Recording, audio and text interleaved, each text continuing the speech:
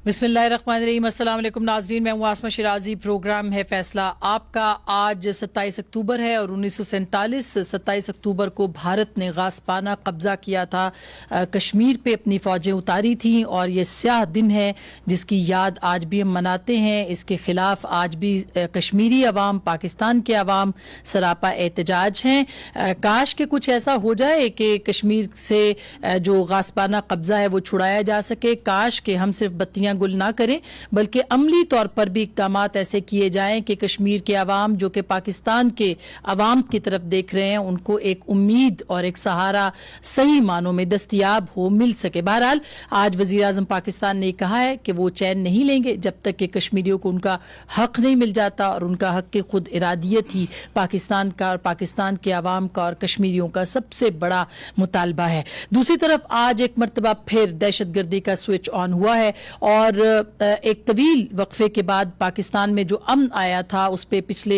गुज़िश्ता 2 हफ्तों से तकरीबन 1.5 हफ्तों से एक मरतबा फिर दहशतगर्दी की नई लहर आई है। पेशावर के इस मदरसे में जहाँ पे मासूम बच्चे ज़ेरे तालीम थे, यहाँ धमाका और 8 बच्चे जो हैं अफराद जो हैं वो शहीद हुए हैं इसमें और 112 के करीब जो हैं वो ज़ख्मी हुए हैं। एक मरतबा फिर इस बात का पैगाम है कि पाकिस्तान जो कि बैरूनी और अंदरूनी भी कुछ जगहों पर ज़ाहिर है कि बैरूनी हाथ यहाँ पे अंदरूनी हाथों के साथ मिलके काम कर रहे हैं, यहाँ पर काम कर रहे हैं पाकिस्तान को उनसे निमटना। ये पाकिस्तान की हुकूमत और जाहिर है कि पाकिस्तान की जो इंटेलिजेंस एजेंसीज हैं जो थ्रेट अलर्ट तो जारी कर देती हैं लेकिन सदेबाब जो है इन अलर्ट्स के बाद वो शायद करना भूल जाती हैं। उनके ऊपर एक बहुत बड़ा सवालिया निशान है।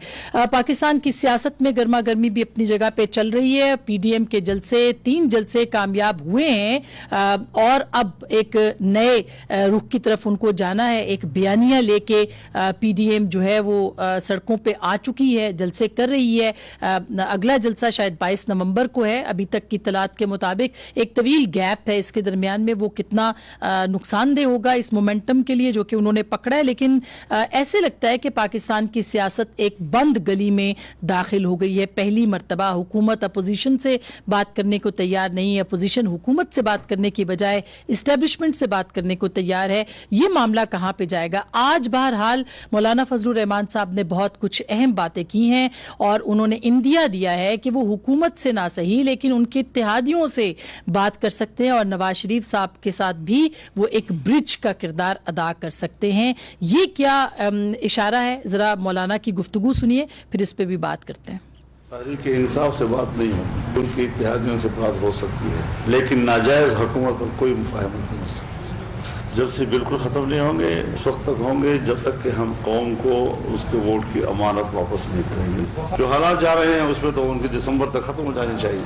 हम इदारों को एहतराम देना चाहते हैं लेकिन अगर हमें शिकायत है और हमने वो शिकायत छुपाई भी नहीं तो फिर या तो कौम से माजरत करें या फिर हमें वो जिम्मेदार बता दें कि जिसने दान लिखी है लोगों को हम पर मुसल्लत किया गया। मौलाना की गुफ्तगू से आज इस बात का इंदिया ज़रूर मिल रहा है कि गुफ्तगू के ज़रिए से मामलात को किसी सूरत हल किया जा सकता है, किसी सूरत लगाया जा सकता है। इस पर भी हम बात करेंगे। अख्तर मैंगल साहब आज रायवंड गए थे, उन्होंने कुछ दमादम मस्क कलंदर की भी बात की है और ये कहा है कि ज़रूरी है कि इस हवाले से भी कुछ काम किया जाए। अख्तर मैंगल साहब क्या चाहते हैं, ज़रा वो भी सुन लीजिए। पहली स्पीच थी कौमी असेंबली में, उसी में मैंने कहा था कि जी मैंडेट सबका चोरी हुआ है और बलूचिस्तान में ये मैंडेट चोरी होना जो है कोई नई बात नहीं, वो हमेशा होता आ रहा है। जहाँ तक हमारी डायरेक्शन है हम तो उसी समझ में जा रहे हैं, हमने तो यू टर्न नहीं लिया ना। बलूचिस्तान में खुशकिस्मती ये कि हमारे रोडों पर यू टर्न के जो है बोर्ड भी नहीं लगाए जाते, हम सीधे जाते हैं। सिर्फ जलसे जुलूसों से तो काम नहीं चलेगा, कुछ दमादम मस्तकलन भी होना चाहिए। PDM की जो मीटिंग होगी ना उसका पूरा आपको नक्शा बना के हम दिखाएंगे, बाकायदा वो मीडिया के जरिए जो है ना आपको स्क्रीन पर बताएंगे कि दमादम मस्त कलर किस तरह होता है। ये बयानिया आ जाए, हम तो इस बयानिया को बनाने वाले ही हमने। वो बयानिया जो कि अख्तर मैंगल साहब कह रहे हैं कि हम बनाने वाले हैं, वो बयानिया अब पाकिस्तान की पंजाब की GT रोड पे भी नज़र आ रहा है। क्या हल है इसका? अपोजिशन किससे बात करेगी और बात करेगी तो क्या नतीजा निकलेगा? ये सारे मामलात हैं जिसके ऊपर आज हम बात करेंगे। हमारे साथ मौजूद हैं जनाब शाह उवैस नूरानी साहब, बड़े वालिद के साहबजादे हैं और इस वक्त जमीयत उलमा पाकिस्तान के जनरल सेक्रेटरी भी हैं और PDM के अहम हिस्सा भी हैं उनका। बहुत बहुत शुक्रिया आपकी तशरीफ आवरी का। मेरे साथ मौजूद है जनाब फवाद चौधरी चौधरी साहब किसी तारुफ के मोहताज नहीं, वफाकी वजीर बराए साइंस और टेक्नोलॉजी है और मुज़ाकरात के बारे में, डायलॉग के बारे में बहुत शुरू में इन्होंने कुछ बहुत अहम बातें की थी, आज उस पर भी बात करेंगे। बहुत बहुत शुक्रिया फवाद, हमें आपने ज्वाइन किया। सबसे पहले नुराइन साहब आपसे हम शुरू करते हैं। ये जो इस वक्त सूरत हाल बनी है, आपको लगता है कि पाकिस्तान की जो सियासत है वो बंद गली में खड़ी हो चुकी है आके? बिस्मिल्लाहिर्रहमानिर्रहीम, शुक्रिया आपने याद किया। सियासत तो बड़ी एक ज़माने में बड़ी बावकार थी और जब से ये 2018-25 जुलाई के इलेक्शन के बाद ये आप तशरीफ़ लाए हैं, इन्होंने सियासत का माहौल जो है वो एक गैर मौसर भी कर दिया और मेरे ख़्याल से अखलाक के तमाम दायरे जो हैं उन्होंने पीछे छोड़ दिए हैं। ये गवर्नमेंट ख़ुद बंद गली में, सियासतदान कभी बंद गली में नहीं होता और सियासतदान के लिए हमेशा सियासी मैदान और सियासी अखाड़ा हमेशा ओपन होता है। गवर्नमेंट बंद गली में चली गई, आवाम बंद गली में नहीं। आवाम और सियासतदान, अपोजिशन के लोग इस वक्त ओपन प्लेटफॉर्म पे हैं और इनका भरपूर सियासी तौर पे मुकाबला करेंगे इंशाअल्लाह ताला। लेकिन आपके जो मुतालबात हैं वो बड़े दिलचस्प है। आप कहते हैं हमने हुकूमत से बात नहीं करनी, आप ये कहते हैं कि जी आप घर चले जाएं हुकूमत को, जो कि ज़ाहिर है कि मुंतखब है, बहरहाल मुंतखब है, और फिर आप कहते हैं कि मुज़ाकरात किसी और से करने। मुतालबात आपके हैं क्या और काबिल अमल हैं कि नहीं? मुज़ाकरात के लिए इसलिए कह रहे हैं कि गारंटियर कौन होगा, इनकी क्रेडिबिलिटी और इनकी क्रेडेंशियल्स क्या हैं।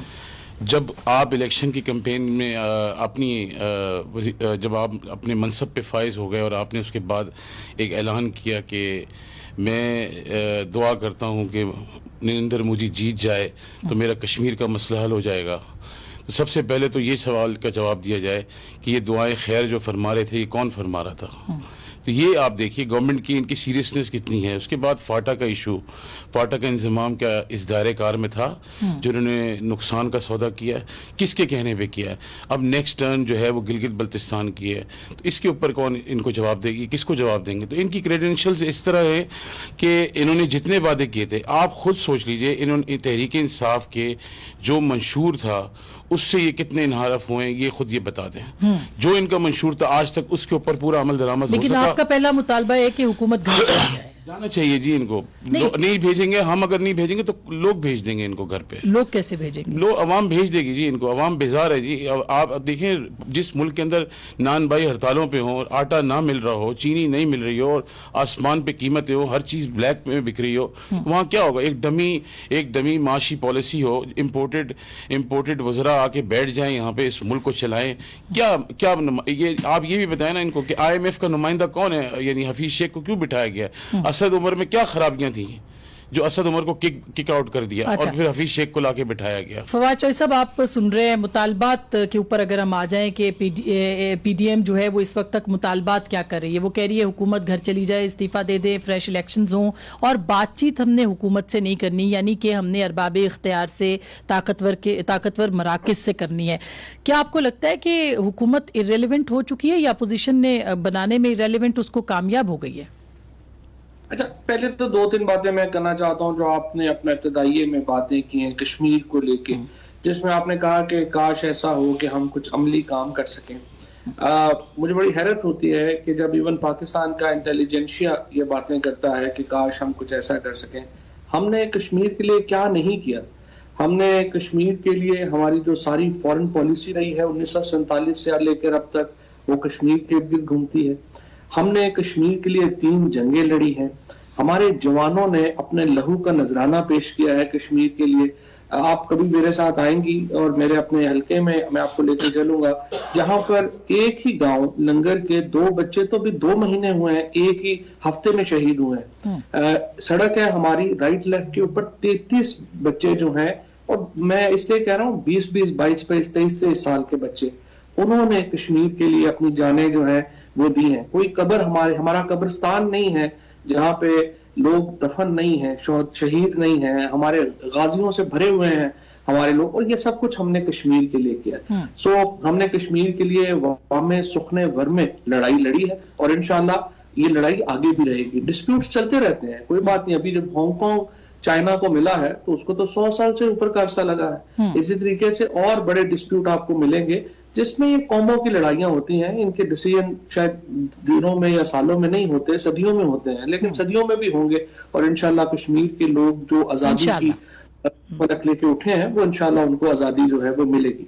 दूसरी बात, जिस तरह से आज की दहशतगर्दी के ऊपर आपने एजेंसीज की बात की, पाकिस्तान ने बहुत बड़ी जंग लड़ी है दहशतगर्दी की। शायद ही दुनिया में कोई और मिसाल हो जहां पर इस तरह की सिपा, इस तरह की अवाम और इस तरह के जो हमारे इंटेलिजेंस इदारे के लोग हैं, उन्होंने अपनी जानों का नजराना दिया हो इस तरह की जंग में।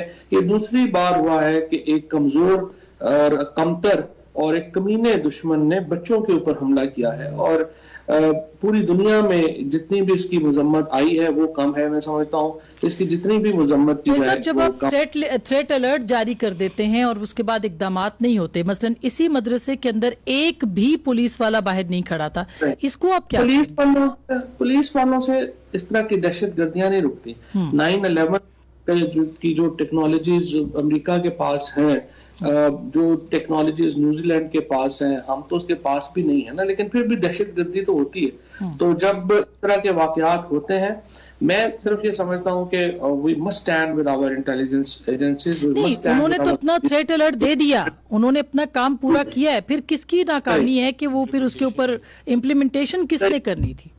ये सवाल तो बनता है ना। मैं आपसे कह रहा हूँ कि 100% महफूज होने चाहिए हमारे शहर, लेकिन दहशतगर्द जो होते हैं वो उसके ऊपर इतना आसान नहीं है काबू सही पाना। है, बिल्कुल सही। और जितनी हमने कुर्बानियां दी हैं, जाहिर है वो आपके सामने और आपको भी मालूम है इसकी डोरी कहाँ से हिल रही है। बहरहाल इंशाल्लाह ताला हमने जिस तरह बाकी मुश्किलात पे काबू पाया है, इस मुश्किल पे भी काबू पाएंगे इंशाल्लाह। अब अवैस नूरानी साहब के जो है, पहली बात तो यह है कि अवैस साहब तो जाहिर है मेरा बड़ा उनसे करीबी ताल्लुक है, मेरा एहतराम का ताल्लुक है। इनके वालिद साहब से हमारा, हमें बल्कि ये कहूंगा कि हमें तो सादत है कि इनके वालिद साहब हमारे घर तशरीफ लाए जेलम में, और हम उनके होस्ट थे, और इस लिहाज से हमारा दूसरी नस्ल का ताल्लुक है, तो मुझे बड़ा एहतराम है। लेकिन जो बातें वैद साहब कर रहे हैं, या जिस तरीके से पीडीएम में पहले तो, और जो इसलिए जब इन्होंने अपनी स्टेटमेंट के ऊपर वजाहत की अपने बलूचिस्तान के जलसे पे, तो मैंने फौरन कहा कि उसे एक्सेप्ट कर लेना चाहिए। हाँ नहीं, आपका ट्वीट बड़ा जबरदस्त था, वो बिल्कुल सही है। हाँ। हमें पता था कि अवैस साहब जो हैं, इनके वालिद साहब जिस तरह के, अगर पाकिस्तान के ये लोग जो है उनके पाकिस्तान के हामी नहीं है और पाकिस्तान के वफादार नहीं होंगे, तो फिर और कौन होगा? इनकी तो एक प्रैक्टिकल जदोजहद रही है पाकिस्तान के लिए, इनकी नस्लों की जदोजहद रही है, तो जज्बाती पन्ने में हो जाता है। लेकिन एक बड़ी जो गलत ट्रेडिशन एक पीडीएम के जलसों में आई है, आपने देखें गुजरांवाला के जलसे में पाकिस्तान की फौज को बुरा भला कहा गया, फिर कराची के जलसे में जहां अवैस नूरानी साहब खुद स्टेज पे थे, उर्दू जुबान के बारे में चकजई साहब ने कहा कि हम तो उसे कौमी जुबान ही नहीं मानते, और हम तो उर्दू को जो है वो समझते ही नहीं है कि वो कोई जुबान है। अब ये बात अवैस नूरानी साहब बेहतर बता सकते हैं। नहीं, मैं पूछ लेती हूँ उनसे, क्योंकि ये इम्पोर्टेंट है। एक तो बिल्कुल जी, एक तो ये दो चीजों पे मैं जरूर अपनी राय का इजहार करूंगा। सबसे पहली बात ये कि इन्होंने फरमाया कि दहशतगर्दी की जंग में हमने बहुत सारी जानों के नजराने दिए, इसमें कोई दो राय नहीं है, मैं इस बात से इनकी इत्तेफाक करता हूँ। मगर ये भी इसके साथ ऐड करें कि दहशतगर्दी की जंग जो है हम पे इम्पोज की गई। ये क्यों नहीं बताया जाता कि 9/11 की फ़ोन कॉल के बाद हम पे ये जंग क्यों मुसल्लत की गई? ये क्यों नहीं बताया जाता कि हमारी नाकिस पॉलिसी जो आमिराना जहनियत की मालिक है, उसकी दारो मदार के ऊपर हम पे ये इम्पोज की गई, और फिर हजारों जानों का नुकसान हुआ। अगर इसका इतराफ जुर्म कोई नहीं करता, तो ये भी सबसे बड़ी ये भी इमरान खान साहब का बयानिया था, वैसा जो आप कह रहे हैं ना, ये भी उनका बयानिया। ये नाइंसाफी है उन शोहदा के साथ जो रॉन्ग पॉलिसी मेकर्स हमारे फैसले, हमारी नस्लों के, हमारे मुल्क के, हमारी सरहदों के करते हैं। गलत फैसले हम पे मुसल्लत करके इम्पोज किया गया, और बावजूद इसके कौम ने उसमें साथ नहीं दिया, मगर खामोशी इख्तियार इसलिए की गई कि एक इदारे का ये मजबूत फैसला था, तो हमने सब उसका साथ दिया। ये क्यों नहीं बताया? फवाद, ये अच्छा फवाद, इसके ऊपर भी जरूर बात कर ले, क्योंकि ये जो हम बात कर रहे हैं खैर दहशतगर्दी से, अब ये स्विच ऑन हुआ है, अगर खुदा ना खास्ता इसको ऑफ कैसे करना है? पोलराइजेशन इतनी बढ़ गई है, पॉलिटिकल भी डिवाइड इतनी ज्यादा है पाकिस्तान के अंदर, तो ये तो खतरनाक अलामत है अगर इस तरह अमन अमान की सूरत हाल भी पैदा हो गई तो। नहीं, देखिए बात ये है आसमा, ये बात टीवी पे करना आसान है, इस तरह फैसले नहीं होते। देखें जब ये रूस ने, यूएसएसआर ने अफगानिस्तान के ऊपर कब्जा किया था तो वो हमसे पूछ के तो नहीं किया था। इसी तरह से जब उसामा बिन लादेन ने न्यूयॉर्क में जाके इतना बड़ा दहशतगर्दी का वाकया कर दिया तो हमसे पूछ के तो नहीं किया था। लेकिन उसके कहते हैं ना क्रुएलिटी ऑफ ज्योग्राफी, हम तो क्रुएलिटी ऑफ ज्योग्राफी में जो है वो फंस गए ना। और ये इस तरह इतना आसान नहीं होता उस वक्त जो हालात है। अब हाइंडसाइट में आके हम ये बातें तो कर सकते हैं लेकिन बड़े मुश्किल फैसले होते हैं। लेकिन नूरानी साहब से मैं अभी तक जो जवाब की जो मैं सुनना चाहता हूँ वो सुनना चाहता हूँ कि उर्दू के ऊपर उनके ख्यालात जो है वो महमूद अचकज़ई साहब से मिलते हैं या अपने वालिद साहब से मिलते हैं? नहीं, वो उसके साथ साथ बयानिए के ऊपर जो बयानिए की बात की है। भाई आपको शायद मेरा बड़ी अच्छी तरीके से मालूम है कि मैं कितने मजबूत आसाब और किस नज़रिए का मालिक हूँ। और आप जब एंकर थे तो आपने मुझे उस वक्त वॉच किया कि मैंने क्या रोल प्ले किस तरह किए हैं। और आपको ये अच्छी तरह मालूम होना चाहिए कि मुझ में इतनी जुर्रत है कि अगर मेरे सामने कोई तकरीर करे तो मैं उसको बोल सकूं कि ये आपने गलत किया है। बाय ऑल द मीनिंग्स मैं वहाँ मौजूद नहीं था, मैं जा चुका था। अगर मैं वहाँ मौजूद होता तो बिल्कुल कहता, इसलिए क्योंकि पाकिस्तान डेमोक्रेटिक मूवमेंट जो है वो किसी ज़ुबान या किसी नस्ल या किसी रंग की बुनियाद पे नहीं बनाई है। वो एक पॉलिटिकल जद्दोजहद है और तहरीक है। और आपको गवर्नमेंट का काम है रेजिस्ट करना। प्रैक्टिस करें आप सबसे ज्यादा इसमें मजबूत इंसान है। अच्छा, इसलिए क्योंकि आप गवर्नमेंट में 2 गवर्नमेंट्स में रहे हैं, आपका इमरान खान से ज्यादा तजुर्बा है और आपको उनको सिखाना चाहिए कि गवर्नमेंट किस तरह चलाई जाती है। सबसे पहला इंपॉर्टेंट इशू ये सारे जो आपके इर्द गिर्द इतराफ में फवाद भाई बैठे हैं, फवाद भाई ये सब इमेच्योर हैं। आप मिच्योर हैं, आप माशाल्लाह 2 दफा रहे हैं। तो आप जरा इनको सिखाएं कि गवर्नमेंट किस तरह चलाई जाती है। गवर्नमेंट इस तरह नहीं चलाई जाती। आज इन्होंने शायद महंगाई पे बात की है, काबीना में बहुत सारे लोगों ने सुना है प्राइम मिनिस्टर के साथ, तो वो आपकी बात सुन भी रहे हैं, समझ भी रहे हैं। मैं इससे बिल्कुल, लेकिन पीडीएम बयानिया सर, वो बयानिया की जो बात है वो मैं इस बात को बिल्कुल मैं समझता हूँ बहुत गलत बात है और ये नहीं होनी चाहिए थी। किसी जुबान पे नहीं हो चाहिए, सिर्फ उर्दू जुबान पे नहीं होनी चाहिए। ये कोई दायरा नहीं बनाया इसका कि उर्दू किसी की जुबान को हिट नहीं करना चाहिए, किसी के मसलक को हिट नहीं करना चाहिए। किसी बिला तफरीक होके इंसान को एक खुले मैदान में सियासत करनी चाहिए। नस्ल यानी अच्छा, मैं बयानिए पे मैंने बार बार पूछ रही हूँ। वैसा ये जो अभी बात की है फवाद चौधरी साहब ने कि जिस तरह गुजरांवाला के अंदर नारे लगे या जिस तरह से है, तो आप ये एक इम्प्रेशन आ रहा है कि ये बयानिया अब आपका रियासत मुखालिफ है। हालांकि आप लोग शायद किरदारों की बात करें, व्हाटएवर जो भी है, तो ये इम्प्रेशन क्यों जा रहा है?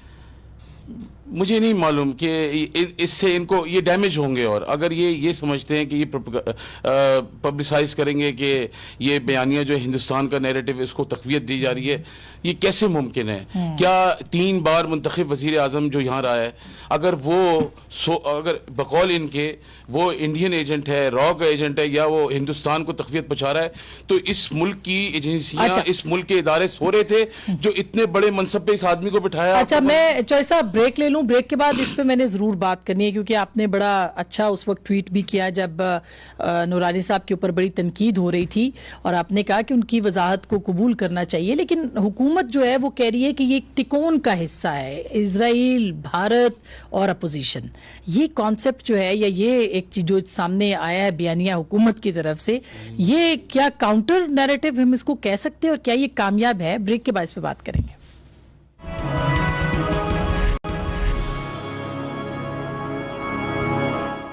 वेलकम बैक नाजरीन, एक दफ़ा फिर आपको खुश आमदीद कहते हैं। शाह अवैस नूरानी साहब हमारे साथ मौजूद है, फवाद चौधरी साहब। फवाद साहब, ये जो बात हो रही थी कि एजेंट हैं और अपोजिशन को ख़ास करके निशाना हुकूमती एहलकार बना रहे हैं या नुमाइंदे बना रहे हैं, आप एग्री करते हैं, मुत्तफिक हैं कि आप भारत इसराइल के एजेंट जो हैं वो पाकिस्तान की अपोजिशन को करार दे दें सिर्फ बयानिए की वजह से? देखिए, जो नैरेटिव है ना, जिस तरह मैंने कहा कि जो बुनियादी तौर के ऊपर जो प्रॉब्लमेटिक चीज है वो ये है कि 3 जलसे हुए, तीनों में ऐसे बातें आई सामने जो कि जिससे झटका लगा है फ्रेंकली। पहली जिस तरह से फौज के खिलाफ, फिर जो नैरेटिव बनाया गया कि फौज के एक्चुअली देखिए अफसरों के तो हम खिलाफ हैं लेकिन जवानों के हम साथ खड़े हैं। और यही अगर आप हिंदुस्तान का बयानिया उठा करके देखेंगे तो वो हमेशा यही चाहते हैं। अजीत दोवल का उठा के आप देखिए और बाकियों को उठा के देखिए, वो हमेशा ये बात करते हैं। अब ये जब नवाज शरीफ साहब ये बात करेंगे तो ये इंतहाई एक मैं समझता हूँ अहमकाना बात है। और नवाज शरीफ साहब का झगड़ा किससे नहीं रहा? जनरल आसिफ नवाज साहब से तो उनका इतना झगड़ा हुआ कि उनके बेगम साहिबा ने और उनके भाई ने ये दरखास्त दी कि उनकी बॉडी एक्सह्यूम कराई जाए, क्योंकि नवाज शरीफ ने उनको जहर दिया है। उसके बाद वहीद काकड़ साहब से उनका झगड़ा हुआ, उसके बाद जहांगीर करामत साहब से झगड़ा, फिर उसके बाद परवेज मुशर्रफ साहब से, फिर उसके बाद जो अभी भी उन्होंने जहीरुल इस्लाम अब्बासी साहब और राहिल शरीफ साहब के बारे में बातें की, और आप यहाँ पे शुरू हो गए। तो अगर आप लेकिन वो इदारों की नहीं, किरदारों की बात कर रहे हैं फवाद। वो कह रहे हैं कि इदारों से झगड़ा नहीं है। नहीं, किरदार क्या है? आर्मी चीफ किरदार है, आर्मी चीफ इदारा है। आप आर्मी चीफ के ऊपर या DGISI किरदार है, वो इदारा है। आप ऐसे बात नहीं कर सकते हैं। जिस तरीके से इन जलसों में बात की गई, मैं तो फ्रेंकली समझता हूं कि बर्दाश्त की इंतहाई कर दी है हमारे इदारों ने भी और हुकूमत ने भी। लेकिन बहरहाल इसके बावजूद बातें जो हुई हैं वो तो चले हो गई हैं। अब आगे इनको एहतियात भी करनी चाहिए। और दूसरी बात यह है कि बिल्कुल सही है जो आपने शुरू में बात कर रही थी कि गुफ्तगू होनी चाहिए, और या किससे होनी चाहिए, या फजल रहमान साहब ने अगर आज कहा है, मौलाना ने इंडिया दिया इत्तेहादियों से। जी देखिए, पॉलिटिक्स में गुफ्तगू बंद नहीं होती है। वो कहते हैं ना, गुफ्तगू कीजिए फितरत इंसानी है शकीब, जाले लग जाते हैं बंद मकानों में। बिल्कुल। तो बात तो आपको करनी ही होती है। अल्टीमेटली तो हर चीज के सोल्यूशन यहीं पे निकलता है। लेकिन मैं ये कहता हूँ, और जो भी अक्लमंद लोग हैं इसमें पोजीशन इत्तेहाद में, वो भी ये समझेंगे आपकी जो सियासत है उसमें फेजेस आते रहते हैं। कभी आप दबाव में होंगे, कभी आप ऊपर होंगे, कभी आप नीचे होंगे।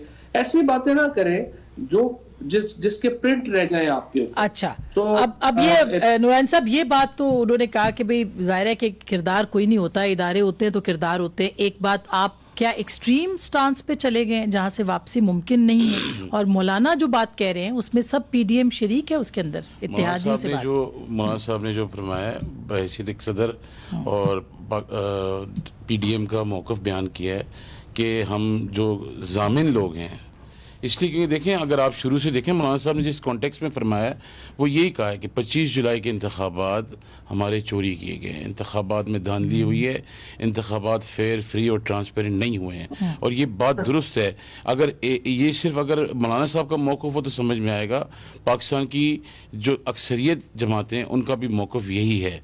और उसकी बुनियादी वजह यह है कि जब आप R45 का फॉर्म ना इशू करें और RTS सिस्टम आपका अपना डाउन हो जाए, और 9 से 5 तक जो आप फेयर, फ्री और ट्रांसपेरेंट इलेक्शन करें, और 5 बजे से लेके अनलिमिटेड दिनों तक आप रिजल्ट अनाउंस ना करें। लेकिन आप इत्तेहादियों की जब बात करते हैं कि आप इत्तेहादियों से सिर्फ बात करेंगे, तो इसका मतलब ये कि इत्तेहादियों को आप एस्टेब्लिशमेंट का नुमाइंदा समझते हैं, हुकूमत कि हम वो तो उनके साथ हुकूमत का हिस्सा है। जी, वो खुद ये कहते हैं कि ये खुद अब गवर्नमेंट का मौक़िफ़ है ना कि वो हमारे इत्तेहादी हैं, हम उनके साथ, हम एक पेज पे हैं, तो इनकी गारंटीज वही हैं, तो गारंटीज से बात करनी चाहिए। जो पिछला धरना हुआ था उसमें कौन, यही गारंटी काफ लीग की बात कर रहे हैं ना, वो उन्होंने गारंटीज दी थी आपको, वो तो पूरी नहीं। काफ लीग ने गारंटी दी, तो काफ लीग आके बताए ना कि उन्होंने क्या गारंटीज लेके आए थे। आपको पता है? नहीं, मुझे अगर मालूम भी है तो मैं क्यों बताऊं, उनको बुलाया जाए ना, उनसे पूछा जाए कि आप इस चीज के गारंटेड थे आजादी मार्च के अंदर, तो आप अपना मौक़िफ़ बयान करें कि आपने क्या गारंटीज दी थी। तो फिर अगर वो गारंटीज दी गई थी, अगर वो गारंटीज दी नहीं, मौलाना साहब ने तो अपने मौक़िफ़ पे ये फरमाया कि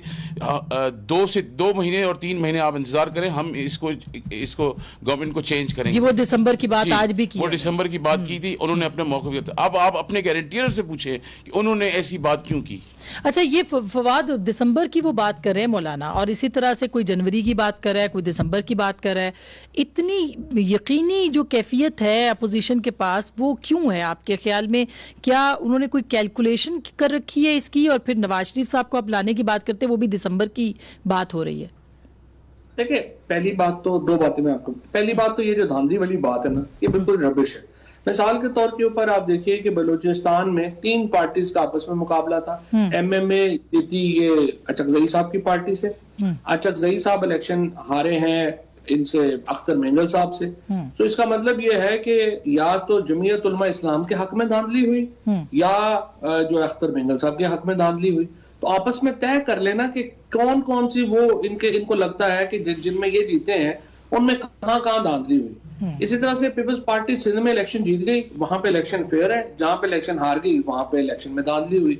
और बाकियों का भी जो है वो मसला जो है वो यही है। जैसे PMLN को अगर आप देखें, पंजाब में जहां पे वो कहते हैं कि धांधली हुई, इलेक्शन पिटीशन टोटल फाइल हुई हैं 25, 13 पीटीआई ने की हुई हैं, 11 उन्होंने की हुई हैं। और पीटीआई के लोग जो 1500 वोटों से कम से हारे हैं, अगर वही सिर्फ रिकाउंट ही हो जाता तो हम अकेले गवर्नमेंट बना रहे होते, मैं कोalition की। तो ये तो ऐसे स्टोरी है, जस्ट उसको मैं देखिए असल बात क्या है। बात ये है, वो है 8 केस जिसमें फजलुर रहमान साहब की फैमिली के ऊपर केसेस है, शहबाज शरीफ साहब, नवाज शरीफ, मरियम नवाज शरीफ। इन 8 केसेस के ऊपर आज हम बैठ के एक इनसे डील करें कि जी आइए नैब को हटाते हैं, नैब को रिलैक्स हो जाए, आपके खिलाफ कार्रवाइयां खत्म हो जाएं, लेजिस्लेशन आ जाए, इलेक्शन भी ठीक हो जाएंगे, इमरान खान भी फरिश्ता हो जाएंगे, फौज भी इंतहाई पवित्र अदारा हो जाएगी, पाकिस्तान में रावी अमन और चैन लिखेगा।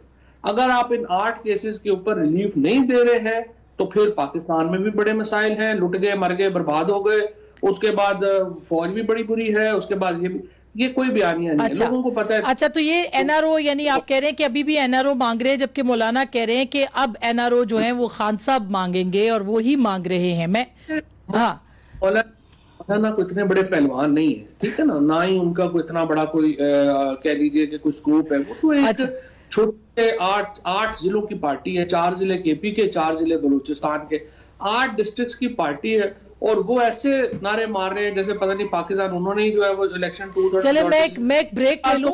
अच्छा फवाद, ये जो 8 जिलों की पार्टी है ये आजादी मार्च लेके आई थी यहाँ पे और बहुत बड़ी तादाद में लेके आई थी, लेकिन और ये भी बताया जाए कि आजादी मार्च पे आप रो पड़े थे। पहली बात यह है कि मदरसे के बच्चों को डंडे पकड़ा के लाने से आप पॉलिटिकल पार्टी नहीं बन जाते। कोई अब नहीं रहा फवाद भाई, सॉरी फवाद भाई, फवाद चौधरी साहब, अब इट्स टू लेट। अब मदरसे के बच्चे नहीं रहे, अब नहीं रहे, वो जमाने चले गए। वो आप 2001 2002 में कर सकते थे, अब नहीं है। मेरा स्कूल ऑफ थॉट नहीं है, मगर मैं आपको बता रहा हूँ ये बात। अच्छा, दूसरी बात ये है कि आपके पास अभी तो इलेक्शन होते हैं पाकिस्तान में 1300 सीटों के ऊपर। जेयूआई को मुझे 300 कैंडिडेट्स बता रहे कि तो उनके लोग इलेक्शन। अच्छा चले, मैं ब्रेक के बाद इस पे बात करती हूँ, वैसे साहब से पूछ के फिर जरूर इसके ऊपर बात करेंगे कि अब आगे क्या होगा ब्रेक के बाद।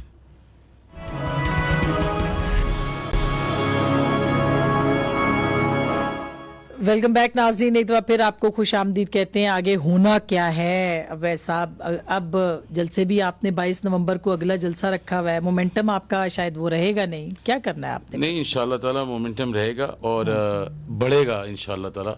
मगर फवाद भाई ने ये अभी जो कहा कि गवर्नमेंट हमने जो बनाई है, वो ये भी फवाद भाई आप बता दें, देखें कि आपकी गवर्नमेंट बनाई गई है और बैसाखियों में बनी है, और पंजाब की गवर्नमेंट को आप क्रेडिट एक मफरूर चीनी माफिया वाले शख्स जहांगीर तरीन के जहाज़ को दें जिसने पंजाब में आपको गवर्नमेंट बना के दी। मान लें इस बात को आप कि आपकी गवर्नमेंट बैसाखियों पे खड़ी है, आप 2/3 मेजॉरिटी पे नहीं, इस मुल्क के अंदर 2/3 मेजॉरिटी की हुकूमतें गिराई गई। आप इन हाउस चेंज लाने की तरफ इशारा कर रहे हैं कि free and transparent fresh election होगा इस मुल्क के, सिर्फ बिल्कुल, इसके अलावा कोई बातचीत इसके अलावा नहीं होगा। तो अब आप इत्तेहादियों से बात करेंगे तो फिर तो हो सकता है होगा कि इंशाल्लाह ताला फेयर इलेक्शन होगा। फवाद भाई फिर जीत के आ जाएंगे, बाकियों का मुझे नहीं पता। अच्छा फवाद, अब आगे क्या, कहीं ना कहीं तो इस बंद गली से निकलना है क्या? अगर मौलाना कह रहे हैं तो आप बातचीत करेंगे? नहीं, जरूर बातचीत करनी चाहिए, चाहे इत्तेहादियों से शुरू करें, चाहे जहां से भी करेंगे, बट मेरे ख्याल में तो एक हम पूरे जो हमारे देखे ना जो बुनियादी, मैं तो आपको पता है पार्लियामेंट में भी ये बात करता हूं कि आप हमें जो पॉलिटिशियंस हैं उनको जिम्मेदारी लेनी चाहिए बड़े मसाइल के हल के लिए। हमारी देखिए 18वीं तरमीम में के मसाइल हैं, एनएफसी अवार्ड के मसाइल हैं, कौमी डायलॉग होना चाहिए, कौमी डायलॉग। फवाद भाई अगर आपका 1 मिनट लूज के ऊपर तो मैं बात करूंगा, आपको सेकंड करता हूं इस पे। आप कौमी डायलॉग के ये इंपॉर्टेंट है क्योंकि यही बात शायद खान अब्बासी भी कह रहे हैं। हाँ। मैं इनको सेकंड करता हूं। फवाद भाई देखें, let's be very serious about this. अगर आप नेशनल रिकंसिलिएशन की बात कर रहे हैं तो बिल्कुल होना चाहिए, मगर उसमें पॉलिटिशियंस बैठे और वो लोग जो इस मुल्क के अंदर फैसला करते हैं, एस्टैब्लिशमेंट के इदारे भी नहीं, बैठे। तो इमरान खान साहब को आप पॉलिटिशियन मान लेना, फिर आप उनको माने, फिर उनके साथ बैठे। इमरान खान साहब पॉलिटिशियन नहीं है जी, मैं कहां से, मैं चले अभी लेट्स नॉट गेट देयर। अच्छा, मैं नेशनल रिकंसिलिएशन की इन्होंने बात की है, मैं उसको सेकंड इसलिए करता हूं, मैं इस पे यकीन करता हूं, मगर दोनों तरफ के लोग बैठे हैं, ठीक है। हुकूमत भी अच्छा, बैठे, अब ये- पॉलिटिशियन सब बैठे हैं, ठीक है। इसके साथ साथ एस्टेब्लिशमेंट भी बैठे बिल्कुल। और अपने हुदूद का तयन करे, इसके बाद फिर आप नेशनल फवाद, रिकंसिलिएशन मैं करें। quickly- मगर इसमें सबसे इंपॉर्टेंट वैसा- है इलेक्शन रिफॉर्म। क्विकली कौमी मुफाहमत में जितने जो स्टेक होल्डर्स की बात कर रहे हैं वैसा आप समझते हैं कि उन सबको बैठना चाहिए? नहीं, बिल्कुल बैठना चाहिए, 100% बैठना चाहिए और इसके ऊपर कोई प्रॉब्लम ही नहीं है। प्रॉब्लम तो सिर्फ आ जाता है कि जब आप कहते हैं कि बाकी सारे मामला छोड़ दें, हमारे 8 केसेस पे बात करें, उस पे पीएम नहीं मानते। वो कहते हैं कि नहीं, बाकी आप सारे हमारे साथ बैठे और बात करें और अल्टीमेटली बातचीत ही होनी है। ये देखिए ना, अभी तो चले जोर लगा रहे हैं, जब थक थक जाएंगे तब बैठ जाएंगे। फवाद तो भाई, उनकी दिस इज अपनी- very sorry to interrupt you यार, this is a very weak answer. आपकी गवर्नमेंट है, आपके पास सारे इख्तियारात मौजूद हैं, आप बंद करें इन लोगों को। आप क्यों नहीं फैसला करते? इंसाफ की ताखीर सबसे बड़ा जुल्म है इस मुल्क के अंदर। अगर आपको मालूम है कि आसिफ अली जरदारी मुजरिम है, 11 साल जेल करने के बाद आपने क्यों छोड़ा उसको? अगर आपको मालूम है कि 3 बार वजीर आजम मुंतखब होके जो शख्स आया, अगर वो मुजरिम है जी, तो उसको क्यों छोड़ा गया? अगर आपको ये मालूम है कि मरीम नवाज ने क्राइम किया तो उसको क्यों छोड़ा गया? अगर आप समझते हैं कि मौलाना फजल रहमान एक क्रिमिनल है, न्याय जवाब ले ले, तो आपने क्यों छोड़ा हुआ? जी फवाद, पकड़े आप सब, पकड़ सकते हैं आप दोबारा? बिल्कुल अपना वैस की बात से यार बिल्कुल करें ना। देखिए, अच्छा, जवाब ले ले, टाइम खत्म हो जाएगा। साफ नहीं है।